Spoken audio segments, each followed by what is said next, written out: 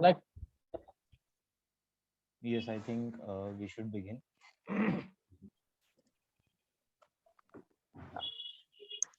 so have you guys attempted another set of questions like which you were required to attempt one more question, right? Am I audible? Yes, yes, you're audible, sir. Anyone from first year?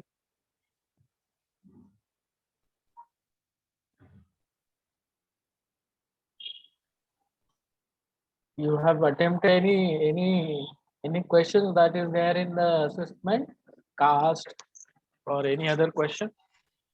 Yes, sir. Okay.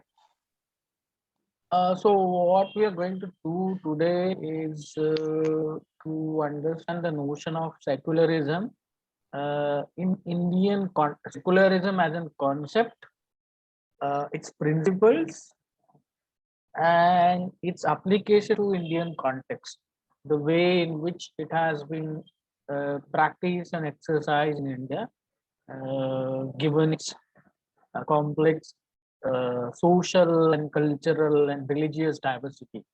Okay, so that we are going to see today, uh, and especially what have changed over the last couple of decades, especially over the last few years, uh, or last decade, I would say, and how it has evolved, and what form it has taken, and whether it has become a challenge to retain secularism as a principle, or is it good, is it bad, especially in a Indian society that involves a lot of multiple religious beliefs. Is it fair to impose an principle like secularism uh, or not? And if it is fair, then to what extent it has been practiced?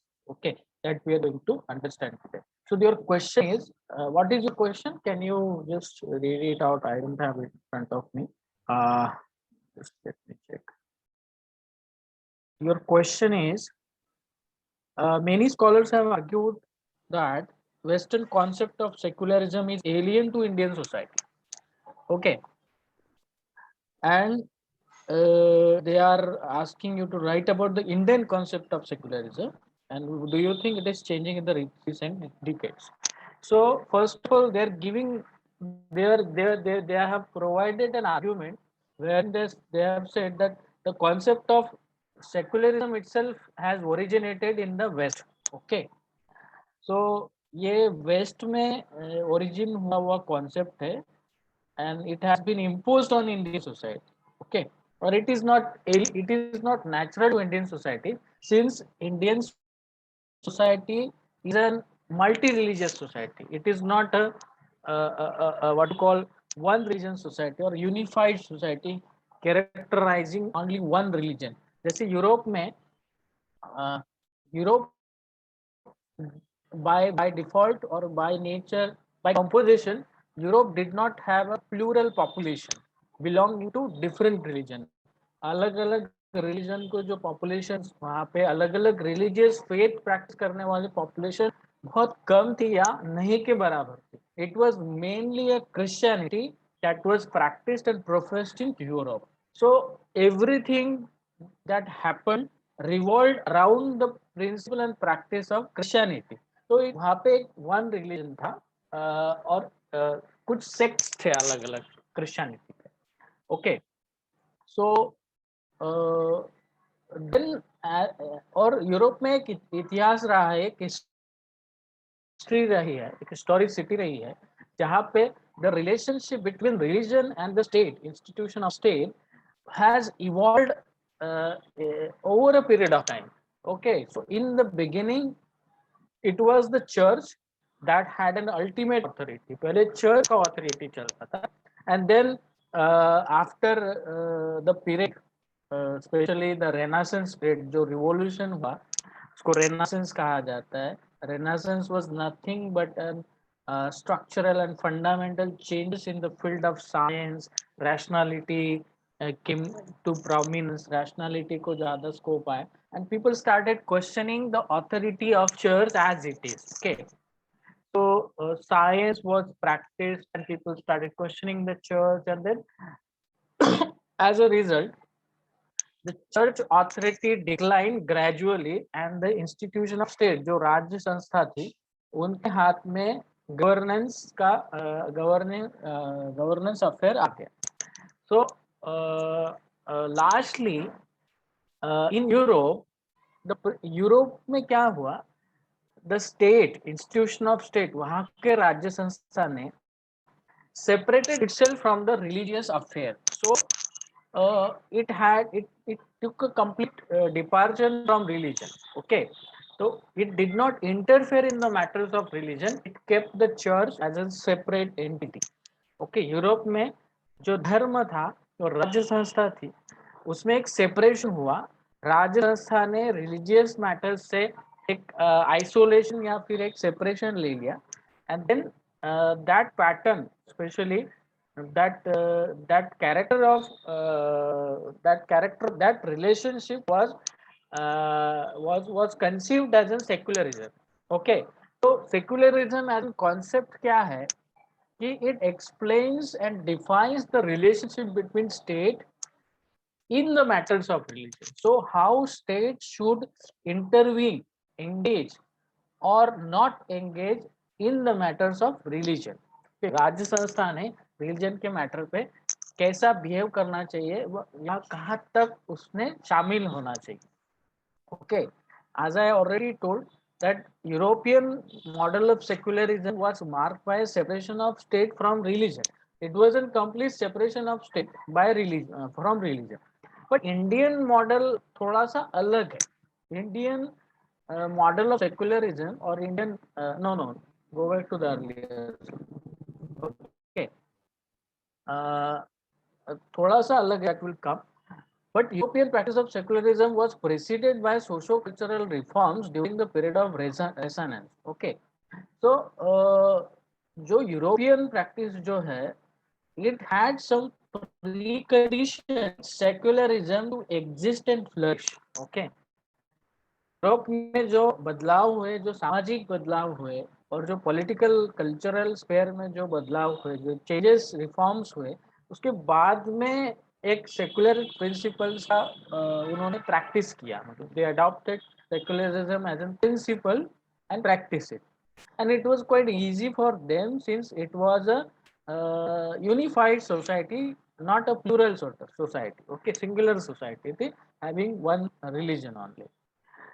Okay, and distinguished and separated political space. तो राज्य संस्था ने क्या करना चाहिए और धर्म संस्था ने क्या करना चाहिए? There was a distinction, clear distinction. Okay, and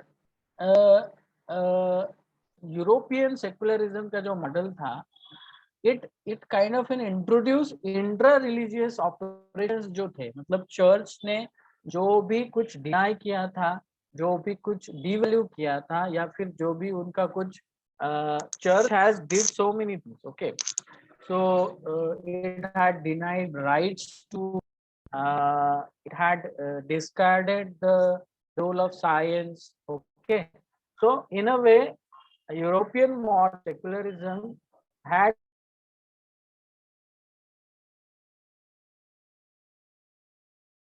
this was the characteristics of secularism in Europe. Now let us come to India. Yeah, next slide. Abhi Indian secularism, how does it look? Is it the same or complete copy of the Western model of secularism? No, not necessarily. Okay, and there's a big debate about it. Okay, especially Hindu nationalists were arguing that secular the principle of the word secularism was not there in the constitution originally. ये constitution में word नहीं था. It was inserted in the constitution after 42nd amendment in 1976. Okay, 1976 Indira Gandhi ने जब 42 constitutional amendment किया, तो the word socialist, secular and socialist डाला गया था, and that time it was an emergency time. Okay, so some accused Indira Gandhi or some Congress mainly that it was not there in the original constitution, and it was imposed on us for pampering some community, for religious minority. Okay, so especially this is an argument of right-wing Hindu nationalist groups, forces. Okay, so let us understand the Indian version of secularism, or the character of Indian secularism. So Indian constitution, especially when we were becoming independent from the British, and drafting the governance document of our own governance, that we will rule ourselves, which was called constitution, had a certain apprehensions about Indian nature of religious practices. Okay, तो हमारे भारत में बहुत सारे धर्म थे, ऐसे जो धर्म की लैंड है जहाँ पे multiple plural religious beliefs practice and profess की जाती है, वहां पे राज्य संस्था ने कैसे बिहेव करना चाहिए, ये बहुत बड़ा सवाल। ओके, सो कॉन्स्टिट्यूशन हमारे संविधान निर्माताओं ने, specially doctor Ambedkar and other leaders like Nehru and other who were involved in the process of constitution making, did not include the word secular as it is, especially in the preamble, but it envisaged the core principle of secularism. अभी secularism word उन्होंने specifically explicitly डाला नहीं, लेकिन secularism ये जो concept है, ये जो idea of secularism है, उसकी कुछ तत्व जो है, principle, it was included in the constitution. तो ये principles कौन से थे? जैसे constitution allowed a freedom of religion to profess, to practice and profess any religious belief, unless and until it does not promote communal harmony.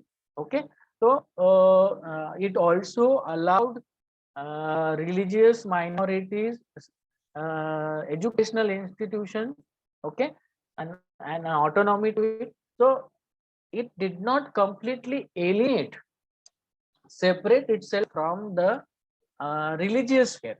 For example, since Hindu religion was a majoritarian religion in India, the Constitution of India abolished the practice of untouchability. Okay, तो ये जो state जो कर रहा था, it was in a way engaging or intervening in the matters of religion, because the practice and of untouchability was a feature, or was a characteristic, was a tradition in the Hindu religion. So on the one hand, Hindu constitution abolished the practice of untouchability. On the other hand, it also allowed religious faiths to practice its beliefs freely. Okay, so this was in a way contradictions within the what we were actually trying. Okay, within the particular notion of secularism we were giving rise or birth to. Okay, so unlike Western model, Indian state did not completely disengage or separated in the matters of religion. Okay, and then you can see from like over a period of time, Indian state has been intervening in the matters of religion, especially providing some funds to religious events called Kumbh Mela.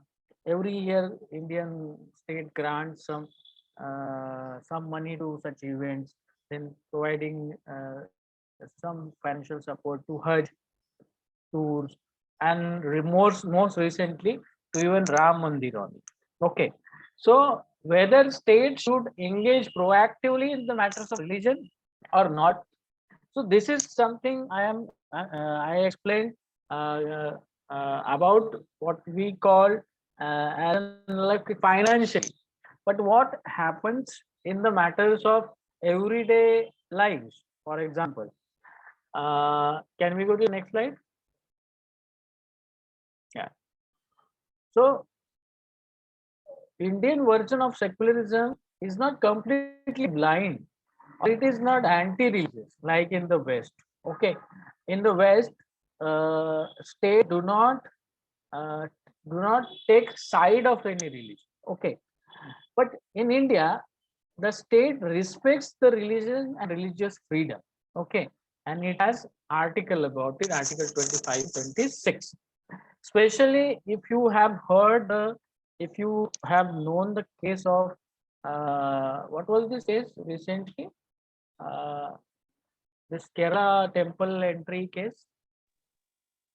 I forgot it. Women were not. Huh? Sabrimala. Sabrimala. So, in that matter, especially in that case, an argument was made that under the article of religious freedom, the temple should be allowed to make its own law. Okay, and in that provision only, under that provision only, they in a way disallowed or prevented women to enter into that temple. But that argument was discarded or refuted by Supreme Court and said that it violates the norm and principle of equality guaranteed in the Constitution to each and every citizen. So it also applies to women, and it is not in consonance. ये जो है, it is not in going in the spirit of the other principles that Constitution practice and promotes. Okay, and which was equality, fraternity, and liberty. So it violates the principle. That is why women were granted entry, or women were allowed to enter in that table.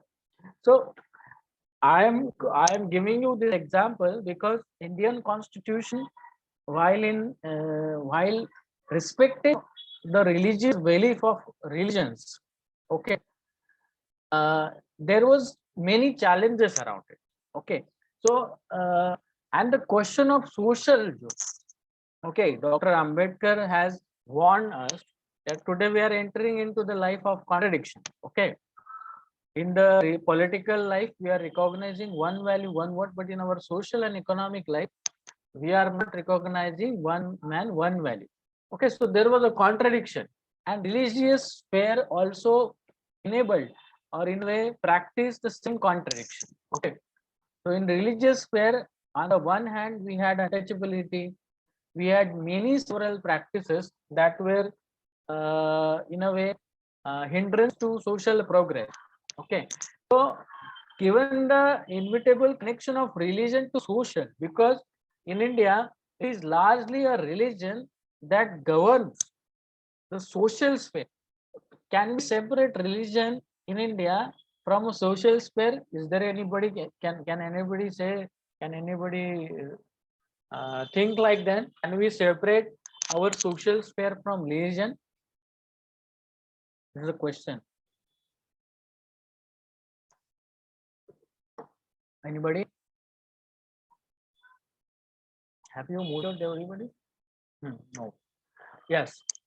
So we cannot separate our social sphere and intercourse from religion, because the majoritarian religion is a Hindu religion, and Hindu religion have several odds that devalues and dehumanizes certain sector, certain section of the population. Okay. So the every aspect of religious beliefs and practices cannot be respected. So in Indian version of constitutional secularism, okay, it did not respect each and every religious belief and regulated it, and if needed abolished it. Okay, so the practice of untouchability was abolished.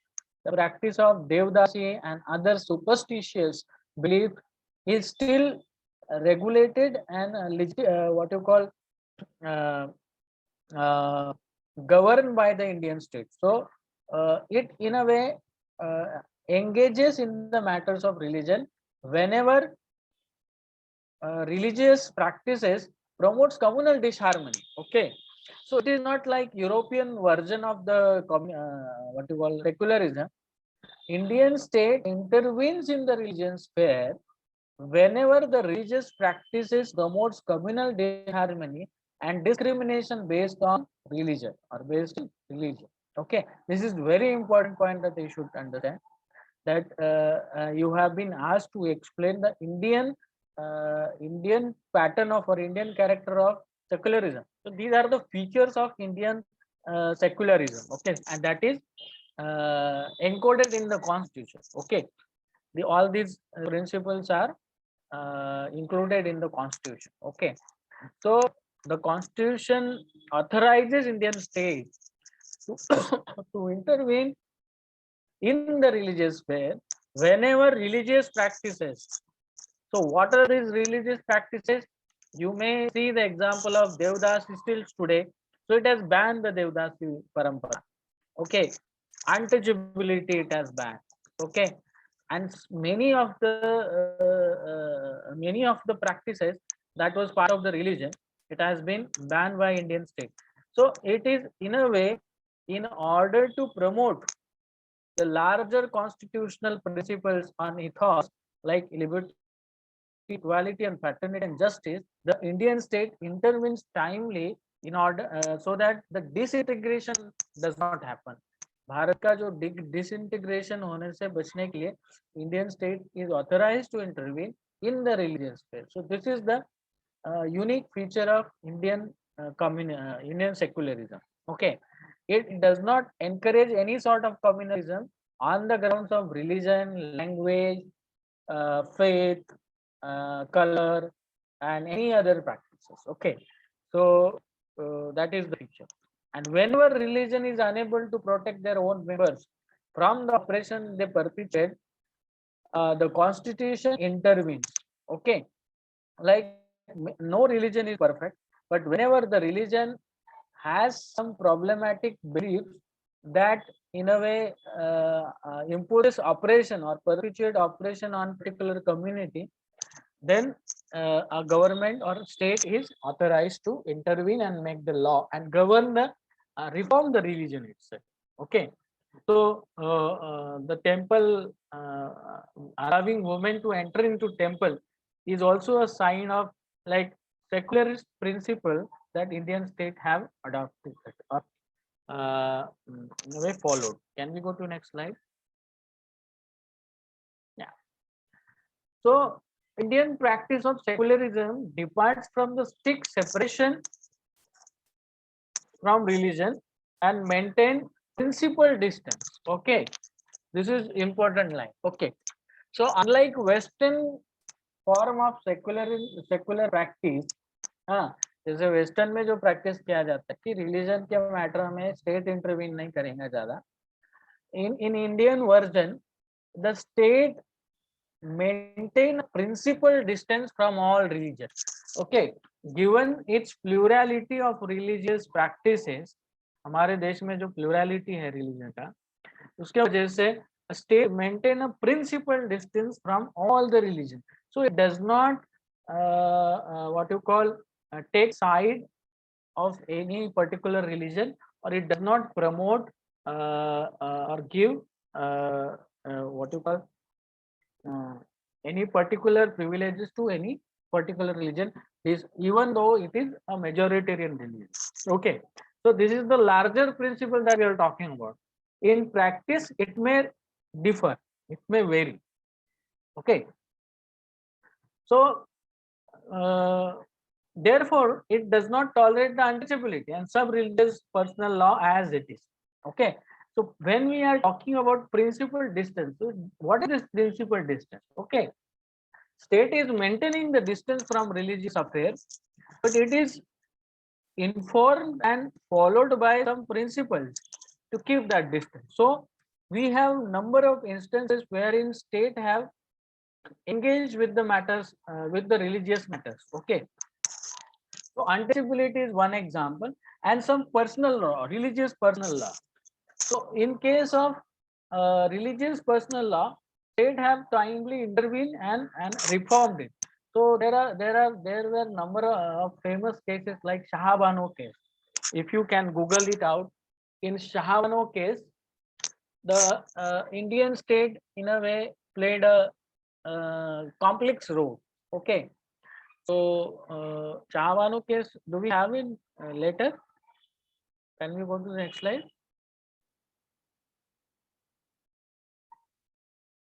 Yeah. So go back to the earlier slide. I'll explain that later. Okay. So yes. So to what extent does it should actually engage is a matter of principles. Okay, and what it should do depends largely on which political party has in power. Okay, so it is largely driven by the political belief and ideology of political party in power. Okay, as we have seen already explained, Indian constitution and Indian version of secular practice provide freedom and autonomy to religious minorities in educational and cultural matters. So in the constitution there is a provision that religious minorities in India are allowed to have their own educational institutions with complete sense of an autonomy, and also financial aid provided to them legally and legitimately as per the constitutional provision. So what this signifies is that Indian state treats religious minority not in an like partial way, but also in a way in an attempt to maintain the plural unity of India, the plural unity, religious unity of India, what also we call unity in diversity or diversity in unity. This is a concept that is highly debated. So whether there can be unity in diversity or diversity should remain diversity only, there should not be any unity. Okay, so whether we should try to bring unity from diversity, or we should let diversity as it is. Okay, peacefully coexisting with each other. जो diversity मतलब उसका बना रहे.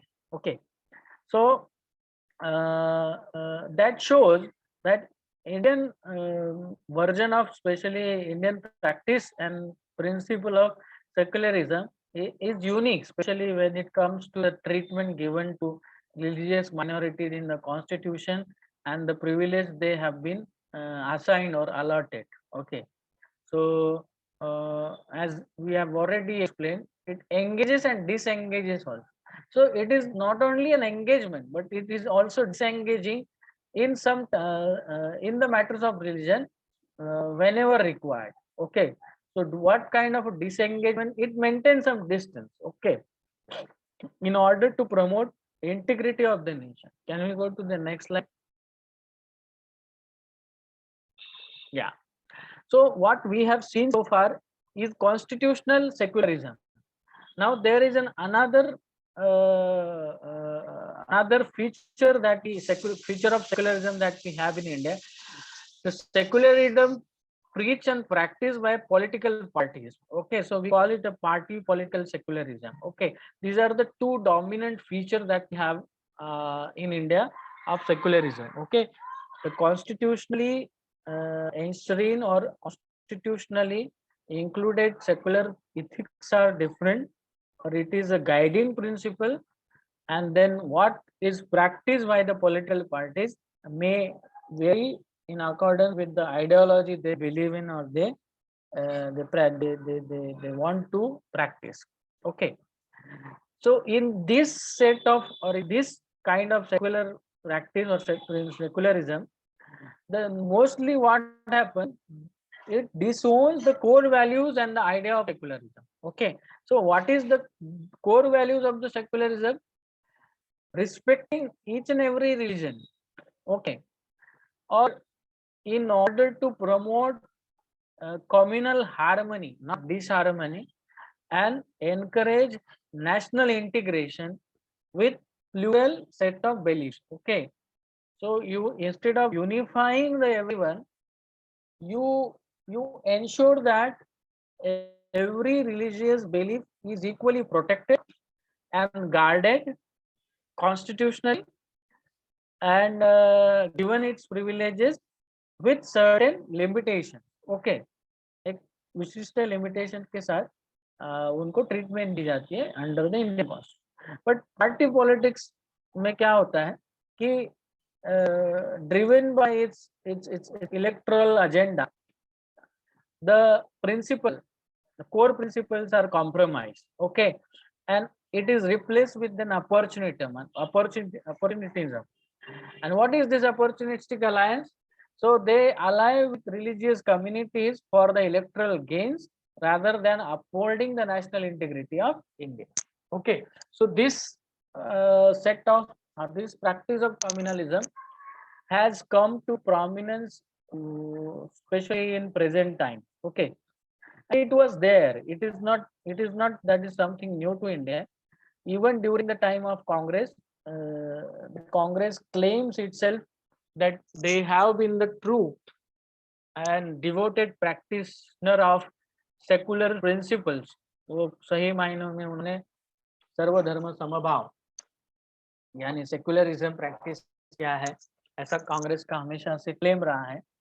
लेकिन when it comes to some of the key issues like until 70s India में इतना ज्यादा issue नहीं था सेक्युलरिज्म का, but after 70s the issue of secularism started actually emerging as a major challenge because there was a rise of right-wing nationalists, especially Hindu nationalist parties, that question the idea and principle of secularism practiced by Congress. Okay, or they critique it because it was inserted in 1976. Okay, so especially in the case, Congress is also equally responsible. Okay, so we have had two parties so far who mainly ruled the Indian state at the center, and state we can talk about it later. Okay, so indifferent to freedom and equality based religious reform and engages in tokenism. So what is the feature of party political secularism? It is not motivated to bring an equality based religious reform, but rather it is interested in tokenism and indifferent to national integrity. Okay, so integration is not the motivation. It is their motivation is a narrow electoral gains just to keep retain their power. So in case of Babri Masjid, reopening of Babri Masjid and Shahabano case is a perfect example of this kind. In Shahabano case, what happened? A Supreme Court had uh, approved the allowance to a Muslim women, which in a way was a very big step towards reforming the Muslim personal law. Okay, Muslim personal law में कोई interfere कर नहीं सकता था, and it was considered independent and autonomous. But the Supreme Court allowed Muslim women and granted made her eligible to secure allowances from her husband. Okay, so but after the Supreme Court judgment, it was Rajiv Gandhi government that diluted this provision and reformed the Muslim personal law, which in a way impacted the Supreme Court judgment also. Okay, so just in order to appease the Muslim community, the Rajiv Gandhi government had enacted a separate law that in a way diluted provisions that women was entitled. Okay, so it is not only the current establishment or current party in power that has practiced secular principle for their political gains. It is equally an historical parties like Congress. They have also leveraged or used secularism as an strategy or principle or as a practice to uh, to to to push their political gain. Okay, same case was with the Babri Masjid. We have seen in the current times also how the politics was played around, and what was the motivation?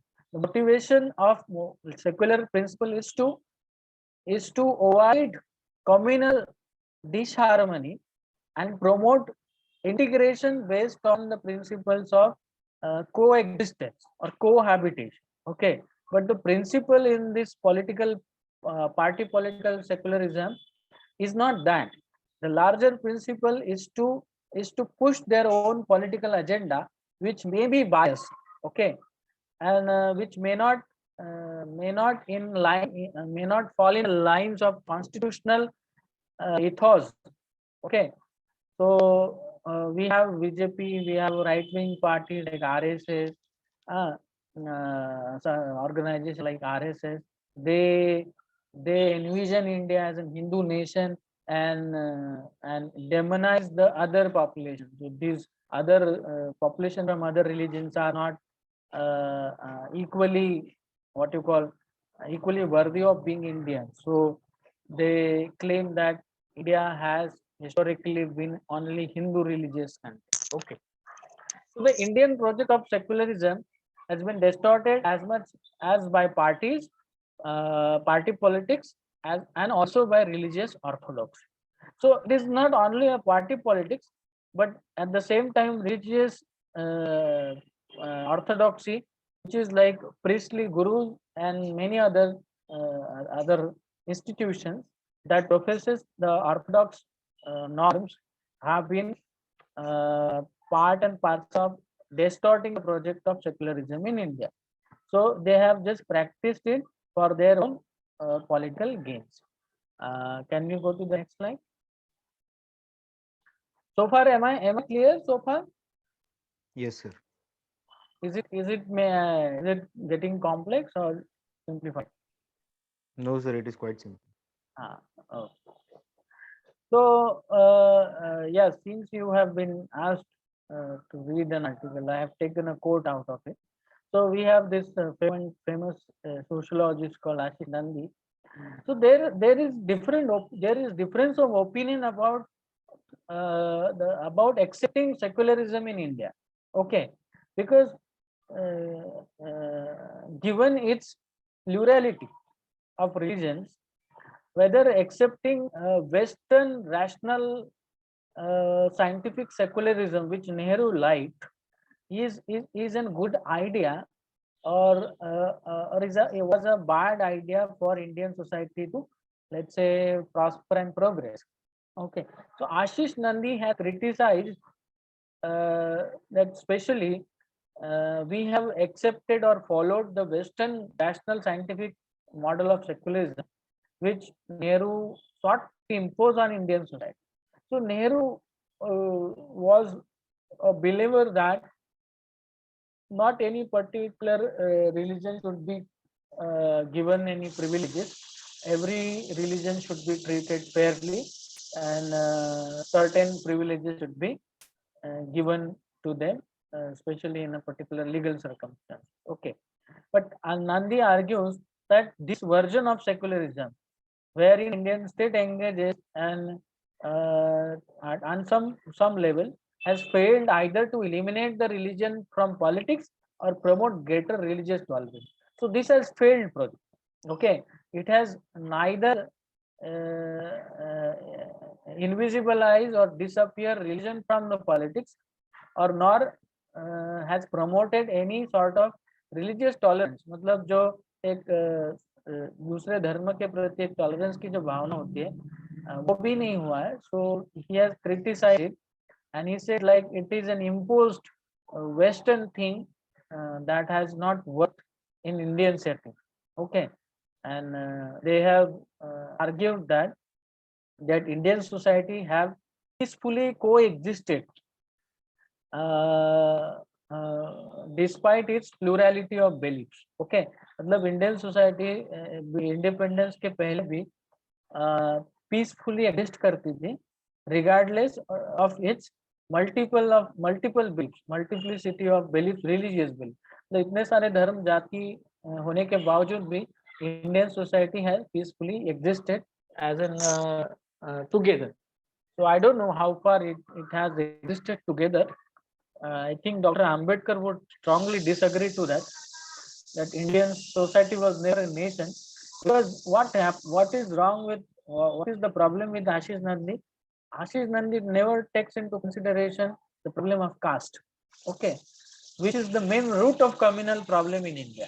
And secular does not mean that secularism should not be reduced only to a matter of religion, because when you talk about religion, there is a inevitable question of caste, especially in the Hindu religion. So the caste aspect of secularism is yet to be highlighted. मतलब इसके ऊपर अभी तक किसी ने ध्यान नहीं दिया है, but it is some provisions are there in the constitution regarding how Indian state should handle the question of caste and Hindu religion. Okay. Yes, so you can quote this Ashish Nandio if you want to while articulating your. Yes, next please.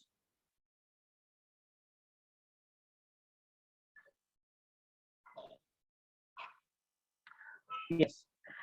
So I have now explained you what is the concept of secularism, how it was born in the Europe, how it was evolved in the Europe, and how it is what is the character of secularism in India.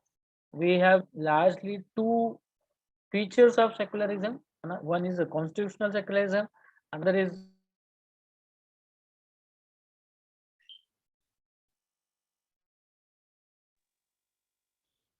Hello, Vishal sir.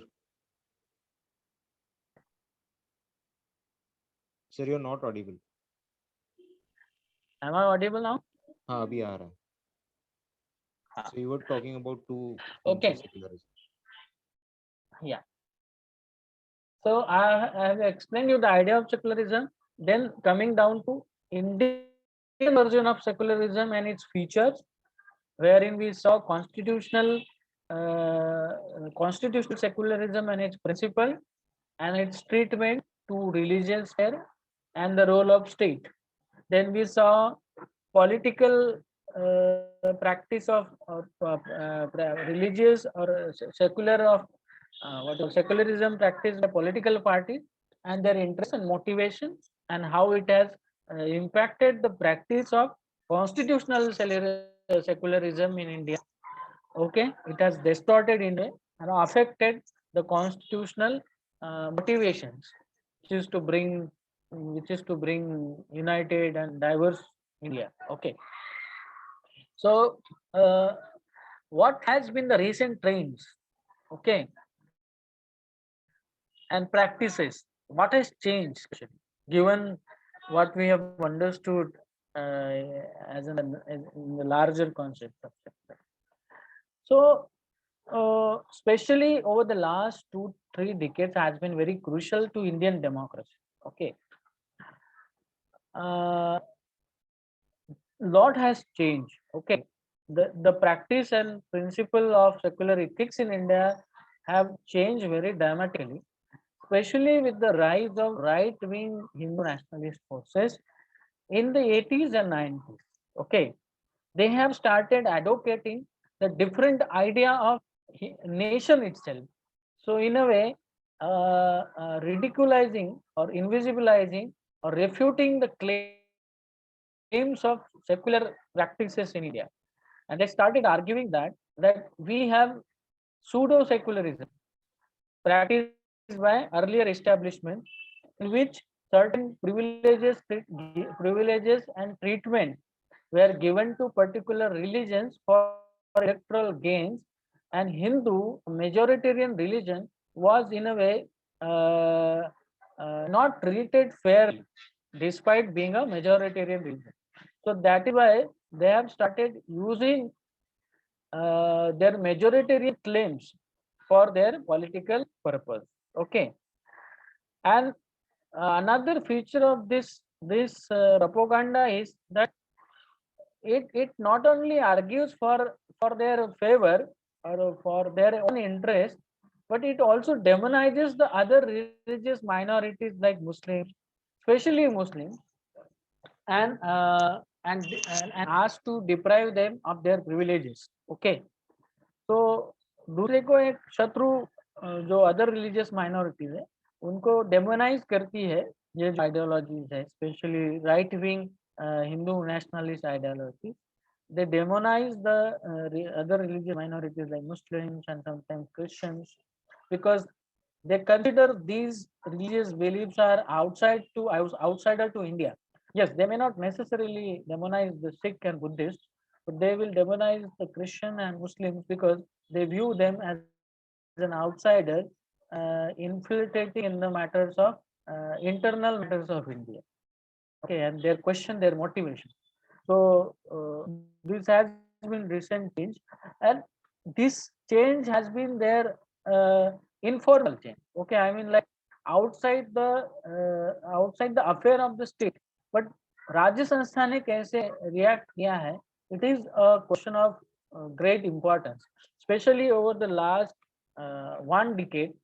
The Indian state has become a partisan state of a particular religion, promoting and in a way professing the religious ideas of majoritarian religion, and that is Hindu religion. If you look at the legislation that Indian state has enacted, has in a way inferiorized or in a way invisibilized or devalue or denigrated the other religious minority, and especially Muslim minority. If you look at the enactment of CAA and other acts, and especially what happened along in the case of Babri Masjid and Ram Temple, the religious minorities in this country have started, not only religious minorities but also caste minorities have started. Hello. You're audible, sir. Yeah, have started feeling insecure about the existence in India. Okay, and then why it has happened? So it is probably because of the dilution of secular ethics and practices that we have promised ourselves to believe in, uh, and that we are not doing. Okay, so we have in a way diluted and compromised the secular ethics that promote communal harmony and integration, and uh, in a way result into disharmony. Okay, uh, because of that we have this what we call current state of establishment in India, especially the incidences of mob lynching and the question of who should eat what. And if you look at read the writings of Christopher Jeffrey, he has shown that how the current establishment is in a way very closely aligning with the idea of Hindu nation and its futures.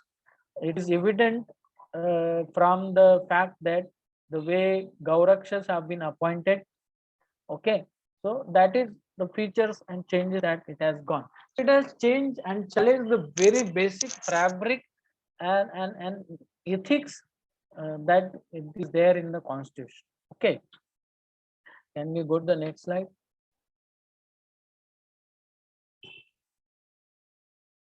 Yeah, so this has changed. Now what is the way ahead? What can be done?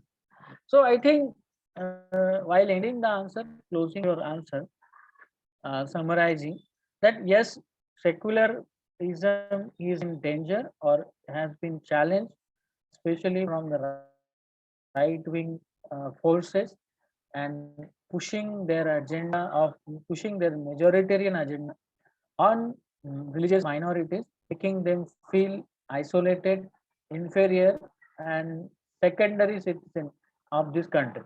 Okay, so it in a way requires a collective commitment from the judiciary, impartial judiciary, media, civil society activists, and other citizens to uphold the principle of secularism, and also new forms of socio-religious reciprocity should be invented or should be practiced by upholding the constitutional values. So these are the possible solutions that you can give, or you can conclude that by upholding the constitutional values only we can prevent what is happening today, and stop India, prevent India from becoming a majoritarian Hindu majority country, providing a safer space for religious minorities to breathe, and also ensure that their entitlements are protected and guarded in the constitution. They don't feel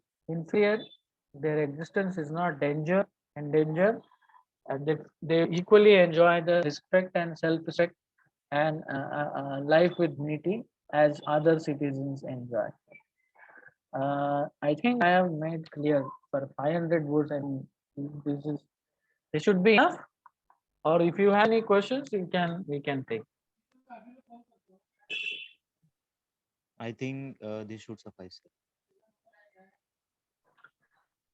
If there are any questions, clarification, we can take. What Sir, you I had can one do? question. Huh. Can you talk about Ambedkar's view, Dr. Ambedkar's view on secularism? Yes, this is an interesting question. I think Dr. Ambedkar was skeptical about uh, introducing the idea of secularism, especially in its Western way in Indian society. And I think he had identified the core problem of Indian society, which was a caste. Okay, so I think instead of uh, reforming the majoritarian society, he kept it open.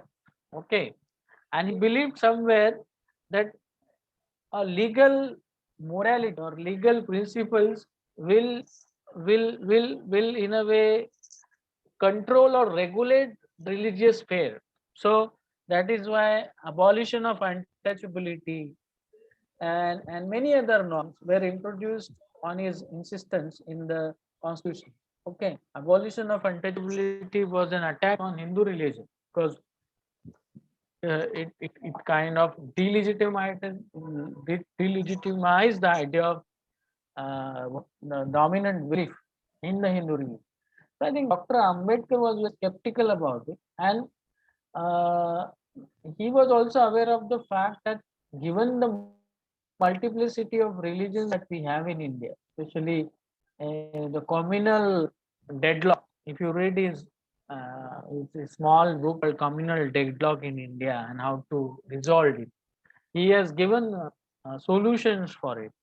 So he was more of an like uh, settlement thing. Okay, through legal governance. Okay, Hmm. so and also he viewed that we must experience and practice what you call I mean like social sphere should be reformed first.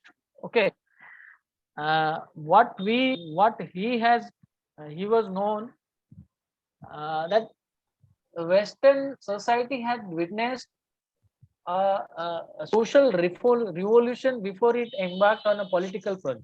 Okay, so it had several set of reforms in its religious and cultural and social sphere. Indian case was different. We were directly trying a democratic experiment wherein we were adopting big principles like secularism without having a development develop a ground for it. Okay, so equality suddenly came to us. But our sociality did not allow equality to let's say hold its foot strongly, and it is still not allowing, right? Hmm. So Dr. Ambedkar was conscious about this idea, and I would say he played very consciously. He played his role very consciously, equally by inserting the principles of religious freedom. Imagine at the same time there is a principle of religious freedom. So Hindu, forget about religious minority for a moment. He was very well aware about the fact that in Hindu society or Hindu religion, there were many social ills that may prove detrimental for the growth of untouchables. like many traditions like Sati or Devdasi and so many traditions. Okay, so I think he was playing very rational role, I would say, and a pragmatic role, as he was influenced by his teacher's philosophy called pragmatism, John Dewey's philosophy. He was pragmatic. To say in one word, I would say he was pragmatic enough to imagine Indian society as an as an in a democratic spirit. Nothing conclusive thoughts. I don't think there is a conclusive thoughts.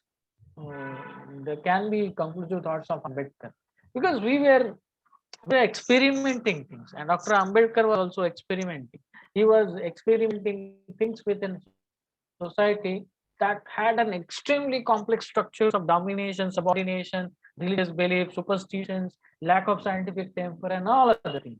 Okay, so I don't think he had some fully developed understanding because he, of course, he had a Western understanding of Western experience of secularism, but yeah, applying it to India was something also a challenge for his in his case. But he tried his best, like at least for the sake of maintaining democratic spirit of India.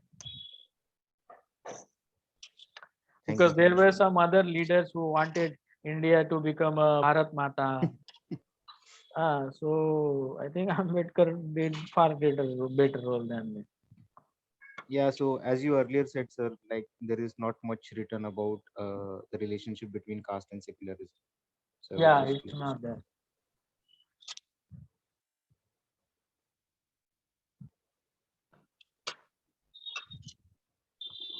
Anybody?